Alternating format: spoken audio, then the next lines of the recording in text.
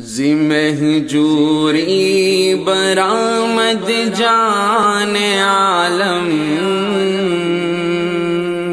شیخ الحدیث حضرت مولانا محمد زکریا مہاجر مدنی نور اللہ مرقدہ لکھتے ہیں کہ حضرت مولانا جامی نور اللہ مرقدہ یہ نعت کہنے کے بعد جب ایک مرتبہ حج کے لیے تشریف لے گئے تو ان کا ارادہ یہ تھا کہ روضہ اقدس کے پاس کھڑے ہو کر اس نعت کو پڑھیں گے۔ جب حج کے بعد مدینہ منورہ کی حاضری کا ارادہ کیا تو امیر مکہ کو خواب میں حضور اقدس صلی اللہ علیہ وسلم کی زیارت ہوئی۔ حضور اقدس صلی اللہ علیہ وسلم نے ارشاد فرمایا کہ اس کو جامی کو مدینہ نہ آنے دیں۔ امیر مکہ نے ممانعت کر دی، مگر ان پر جذب و شوق اس قدر غالب تھا کہ چھپ کر مدینہ منورہ کی طرف چل دیے۔ امیر مکہ نے دوبارہ خواب دیکھا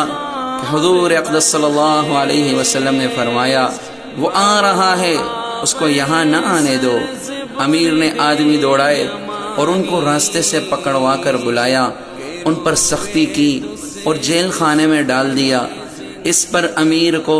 تیسری مرتبہ حضور اقدس صلی اللہ علیہ وسلم کی زیارت ہوئی۔ حضور اقدس صلی اللہ علیہ وسلم نے ارشاد فرمایا یہ کوئی مجرم نہیں بلکہ اس نے کچھ اشعار کہے ہیں جن کو یہاں آ کر میری قبر پر کھڑے ہو کر پڑھنے کا ارادہ کر رہا ہے۔ اگر ایسا ہوا تو قبر سے مصافحہ کے لیے ہاتھ نکلے گا۔ اس پر ان کو جیل سے نکالا گیا اور بہت اعزاز و اکرام کیا گیا۔ آپ کی فرقت سے آقا سارا عالم ہے حزین، رحم کیجئے رحم کیجئے رحمت للعالمین، رحمت للعالمین سرکار کی جب ذات ہے، بد نصیبوں کے لیے پھر فکر کی کیا بات ہے۔ لالائے خوش رنگ شادابی کا مژدہ دیجئے، خواب نرگس سے نکل کر دل منور کیجئے، سر سے اب سر کائیے چادر یمانی شاہدی، آپ کا چہرہ ہے صبح زندگانی بالیقین، اس شب غمناک کو اب روز روشن کیجئے، جلوہ فیروز سے دل کو مزین کیجئے، جس میں اطہر زیر خوشبودار جامہ کیجئے، زیب تن سر پر وہ کافوری عمامہ کیجئے، عنبری زلفیں جبین نور پر لٹکائیے، سایہ اب قدمین بابرکت پہ یوں فرمائیے، اب ذرا نعلین طائف زینت پا کیجئے، رشتہ جاں پٹیاں تسماء تلوا کیجئے، سارے عالم نے کیا ہے دیدہ دل فرش را، ہے قدم بوسی کا خواہاں فرش خاکی کی طرح، حجرہ اطہر سے باہر صحن میں رکھیے قدم، لے سکے یوں بوسے قدمین اقدس، آج ہم نے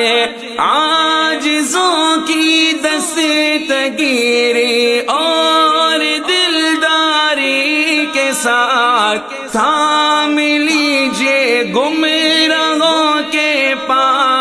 شکستوں کے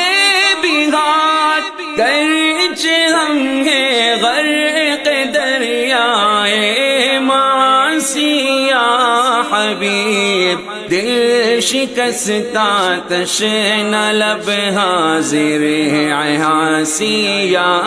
حبیب، ابر رحمت اپنی ہی شایان شاہ برسائیے، تشنہ لب پر ساقیے کوثر نظر فرمائیے، اے خوشا ہم ہوتے گرد راہ طیبہ آج پھر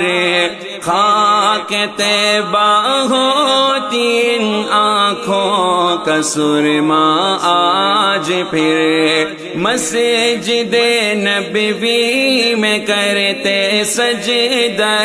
شکرانہ ہم شمع اقدس پہ مرتے صورت پروانہ ہمیں گرد روزے کے پھرا کرتے یوں ہی دیوان، کاش خوف گستاخی سے اپنا قلب ہوتا پاش پاش، دیکھتے بے خواب آنکھوں کو مسلمان رشک سے، روز پہ چھڑکاؤ کرتے ہم بیاں بے اشک سے، فخر سے جاروں بکش بنتے در سرکار کے، صاف کرتے ہم خس و خاشاک اس دربار کے، منتفع ہوتے غبار راہ طیبہ سے مزید، کور چشمی قلب زخمی کے لیے ہوتا مفید، منبر آقا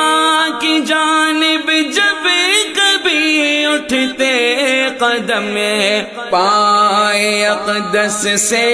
رگڑ کر یوں زری کرتے رخ کو ہم نے، جب مصلی نبی پر سجدہ کرتے رشک سے، جائے پائے شاہدی کو دھوتے خون اشک سے، ہوتے قائم ہر ستون مسجد نبوی کے ساتھ، اور دعا صدیقیت کی مانگتے پھیلا کے ہاتھ، آپ کی فرقت کے دل آویز زخموں کو لیے، مسجد تو شادہ ہوتے ہر قندیل کو روشن کیے، جسم گو میرا شبستان حرم میں اب نہیں، پر خدا کا شکر میری روح رہتی ہے وہیں، خود میں عاجز آ